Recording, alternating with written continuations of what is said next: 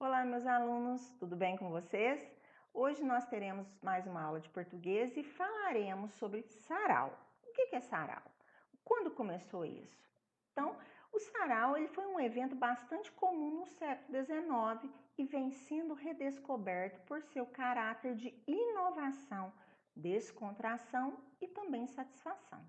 Consiste em uma reunião festiva que ocorre à tarde ou no início da noite, apresentando concertos musicais, serestas, cantos, apresentações solo, demonstrações, interpretações ou performances artísticas e literárias. E nada impede também que o sarau, vamos supor, a escola, à tardezinha ou à noite, não dá certo? Pode ser pela manhã também, não tem problema nenhum. Portanto, conhecer a história dessa arte traz emoção e vivacidade aos nossos olhos, pois os saraus, que eram manifestações artísticas apresentadas para os nobres, eles eram para os nobres e reis daquela época. E hoje em dia, ainda estão presentes no nosso cotidiano, fazendo das nossas vidas um eterno teatro. O sarau é um evento cultural onde as pessoas se encontram para se manifestarem artisticamente. É um momento para a soma de conhecimentos, descobertas e vivências coletivas. Então, ali tem poesia, tem leitura de livros, tem música, tem dança. Além disso, o sarau também ele estimula a tomada de consciência. O que é isso? Porque muitas vezes a cultura desperta a sensibilidade das pessoas para a sua volta e as estimula a refletir a partir de outras linguagens. Então, às vezes a pessoa não entende muito de um jeito, mas com a música, com a dança, de um jeito mais relaxado, mais tranquilo, mais harmonioso, a pessoa consegue entender o contexto ou de um livro ou de uma poesia, do que estiver sendo retratado ali no sarau. Aí a pessoa pensa, puxa, eu posso mudar, posso fazer assim, né? Tipo a natureza, né? Tem muitos tipos de saraus que falam sobre natureza, né? Da consciência das pessoas em ajudarem a natureza, né? Para que nós possamos ter um futuro melhor. Então, às vezes ali a pessoa, puxa, eu tenho feito isso errado, vou começar a não jogar lixo na rua. Então, é uma consciência do que é certo e que é errado. Às vezes a pessoa desperta ali na hora do sarau. Logo como está presente no contexto escolar, o sarau contará com dança, música, poesia, performance, leitura dramatizada, intervenção poética. Aí nós temos algumas crianças aí sentadas, né, ouvindo o sarau, onde pode ter música, dança, cada um gosta mais de um estilo, então usa aquilo que mais a pessoa se sente mais confortável. Então pode envolver a dança, poesia, leitura de livros, música acústica e também outras formas de arte como a pintura, o teatro e também comidas típicas. Aí é a mesma coisa, as pessoas estão aí à volta, muitas vezes as pessoas sentam no chão, né, levam uma toalha, um tapete, sentam no chão. Outras vezes, como nessa aí, as pessoas se sentaram aí no semicírculo, em bancos mesmo. Normalmente, um sarau é composto por um grupo de pessoas que se reúnem com o propósito de fazer atividades lúdicas e recreativas, como dançar, ouvir músicas, recitar poesias, conversar, ler livros e demais atividades culturais. Então é muito vasto, né? Cada um gosta mais de poesia, então já faz ali um sarau direcionado para poesia. Outro gosta de dançar, né? E tocar, né? Cantar. Então já faz o sarau cantado, dançado. Então cada um tem um estilo. Atualmente, escolas, universidades, associações artísticas e culturais são algumas das instituições que reavivaram o costume da realização dos saraus nos últimos anos, como um modo de promover desenvolvimento cultural da população. Então, isso é gostoso, né? essa interação com as pessoas. É muito bom e as pessoas se interessam muito por isso. E temos também o sarau literário. Este é um dos tipos de saraus mais populares, promovidos por pessoas que apreciam a literatura e a poesia. Por norma, nesses encontros, as pessoas leem trechos de livros, recitam poesias e fazem debates filosóficos sobre os conteúdos debatidos nas obras lidas. Então, cada um dá a sua opinião, cada um fala o que acha, o que pode ser feito sobre o livro, alguma coisa que leu ou que viu ali, né? Pode ser uma poesia, uma dança. Temos que ter uma organização. Então, uma boa organização de um sarau é importante para que tudo possa correr bem. Escolher uma data para que o sarau aconteça no horário das aulas. Na maioria das vezes é à tardezinha ou à noite. Pode ser pela manhã sem nenhum problema. Definir quem serão os convidados, a própria turma, alunos de outras turmas, professores e funcionários, caso seja possível. Direção, secretárias.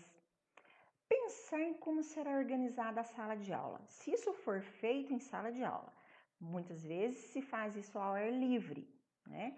Então, numa sala de aula, as carteiras podem ser retiradas ou colocadas no fundo ou nas laterais, deixando o centro livre para as pessoas se sentarem e ouvirem os poemas declamados. Se for ao ar livre, as pessoas podem sentar, fazer um semicírculo, né? Pode levar almofadas, colocar um tapete ou colocar toalhas, né? Aquelas toalhas de piquenique, coloca as toalhas, assentem, encostem na almofada para ficar mais relaxado, para ouvir aquilo, né? Todas as atividades que forem feitas ali. Enfeitar também o espaço deixa tudo mais alegre, né? Pode ser colados desenhos nas paredes, se for um local que tem parede, ou versos de poemas famosos escritos em papéis coloridos, por exemplo, ou se for ao ar livre, pode pendurar nas árvores, né? Lógico, sem danificar nenhuma árvore, nenhuma planta, ou onde tiver essa possibilidade de pendurar algumas coisas, os poemas que foram, as poesias que forem lidas, né? Você faz uma cópia, pendura tudo antes, né? Para ficar harmonioso o lugar e alegre. Definir qual será a ordem de declamação. Podem ser agrupados os poemas que tratam de temas específicos mais próximos, como cuidado com a natureza, né? Aí todas as pessoas que vão falar sobre o cuidado com a natureza, vão ser os primeiros. As outras pessoas sobre o autoconhecimento, conhecer a si mesmo, né? E poder das palavras, certo? Todos relacionados ao grande tema da ação e da transformação. O que podemos fazer para transformar a nós mesmos e transformar o mundo, certo? Então, nós podemos fazer isso porque fica bem interessante essa divisão, né? Se possível, providenciar um fundo musical bem baixinho enquanto os poemas forem declamados. De preferência, escolham músicas apenas instrumentais, sem letra, para que não haja confusão entre letras de canção e as declamações que forem feitas. Então, aquela música aquele som ambiente, bem tranquilo, nada alto, estridente, porque senão ninguém escuta ninguém. No dia escolhido, organizar as pessoas sentadas no chão, ou nas cadeiras, ou nos bancos, né? Conversar sobre a importância de manter o silêncio durante a declamação dos colegas, para que todos sejam ouvidos e possam depois conversar, né? Na hora da apresentação de qualquer pessoa, temos que manter silêncio, porque isso é uma maneira educada e polida de estar ali, né, ouvindo o colega, ou a pessoa, mesmo que você não conheça, vamos supor que seja alunos de outra sala que façam, e convide a sua sala, temos que fazer silêncio e ser educados, para que possamos ouvir e entender o que está sendo dito, né? Declamar os poemas com emoção, respeitando a entonação e a sonoridade, né? Mantendo na declamação, a divisão entre versos. Lembra que a tia Sandra sempre fala aquela pausa? Mas também considerando quando a ideia de um verso continua no verso seguinte, né? Aí quando é assim, a gente emenda um verso no outro.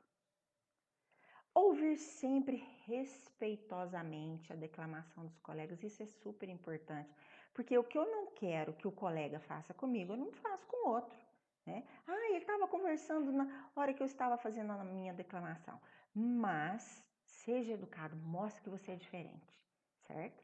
Lembre-se, nós temos que lembrar-se também de que o poema precisa de emoção. Não adianta nada eu, de repente, eu começar um poema, a natureza está tão bela, aquele negócio morto, tem que ter aquela alegria, aquela emoção e temos que ter aquela liberdade para fazer sentido, né, de dar sentido no que eu estou lendo. Assim ele deve ser recebido também de ouvidos atentos. Por quê? Não é só estar lá olhando quieto, de boca fechada, quietinho, mas eu não estou prestando atenção. O que eu aprendi? Nada. O que você fez? Eu estava lá sentado, estava pensando em outra coisa. O interessante é participar, ouvir, né? Ser educado, ouvir e depois falar sobre aquele assunto, discutir sobre aquilo de uma maneira harmoniosa e educada, certo? A tia Sandra trouxe também uma poesia de cordel. Preconceito. É muito fácil de se ver, mas é difícil de aceitar. O que deve se fazer para o preconceito acabar? Ninguém é melhor que o outro. Vamos logo colaborar. Mesmo com cor de pele diferente, o próximo você deve respeitar. Diferentes são simples detalhes que devemos observar. O que se vale é o caráter. Em um mundo complicado, muitos vão lutar atrás dos seus direitos para o preconceito acabar. Então, tem aquela emoção, a entonação, para que fique bonito. Porque senão fica assim, é muito fácil de se ver, mas é difícil de aceitar. Se não tiver aquela emoção, se torna sem graça, ninguém nem presta atenção, né? Por isso que nós temos que ter essa entonação, a pausa, ler corretamente, com calma, sem correr, porque senão emenda um verso no outro e ninguém entende nada, né? Com calma, tranquilo na hora de fazer isso, porque aí se torna bonito e prazeroso para quem está assistindo também. E o para casa que a tia Sandra quer deixar para vocês é só um exercício.